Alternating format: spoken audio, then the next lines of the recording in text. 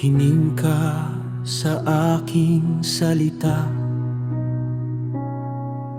Buksan mo ang iyong puso. Hindi ako magsasalita upang umatol, kundi upang sabihin ang aking nalalaman. Ang Diyos ay hindi tahimik, kahit tila wala siyang sagot. Sa maraming paraan siya'y nagsasalita upang gabayan ng tao. Sa panaginip at sa gabi, sa tahimik na sandali,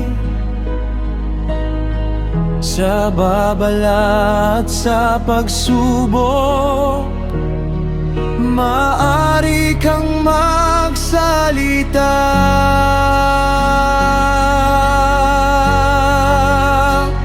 Nagsasalita ka kahit hindi ko agad marinig. Nagsasalita ka sa gitna ng aking dilim. Kapag ako'y naliligaw, kapag ako'y napapahamak, iyong tinatawag ang aking puso upang ako'y iligtas.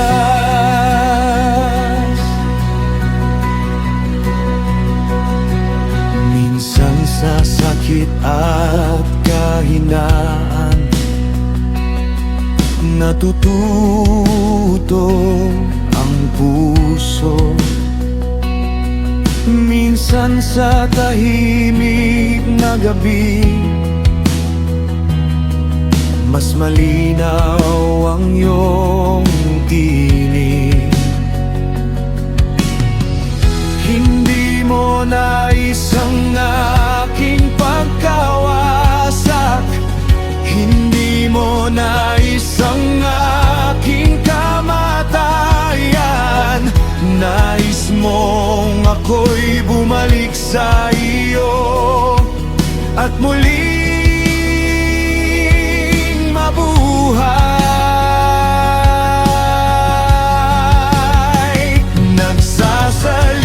Nagsasalita ka kahit hindi ko agad marinig.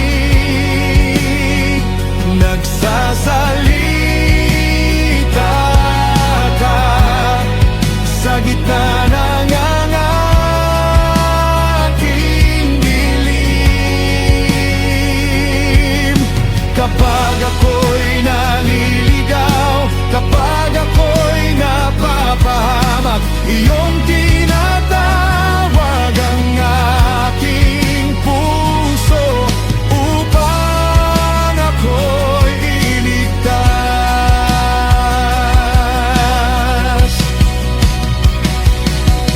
Buksan mo ang aking tainga upang marinig kita.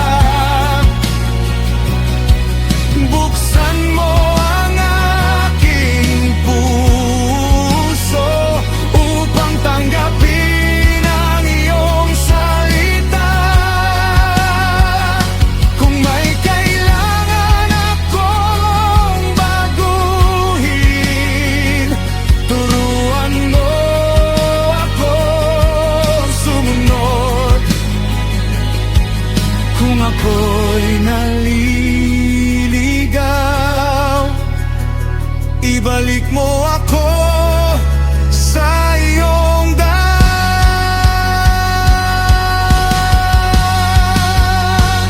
Nagsasalita ka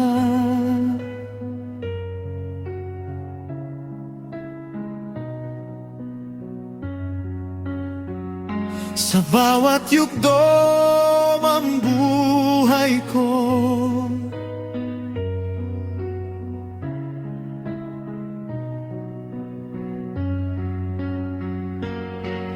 Nagsasalita at hindi mo ako pinababayan. Kahit sa gitna ng pagsubok, may layunin ang iyong kamay. Ang iyong tinig ay tumatawag upang ako'y ligtas.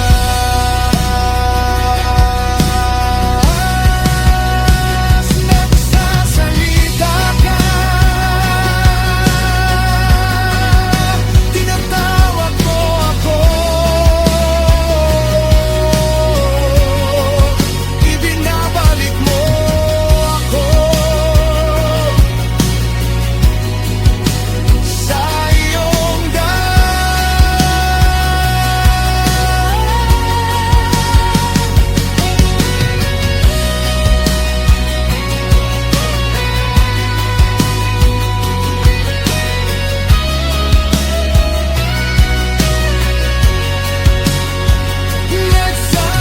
nagsasalita ka.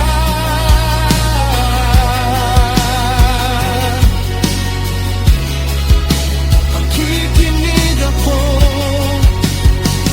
nagsasalita ka.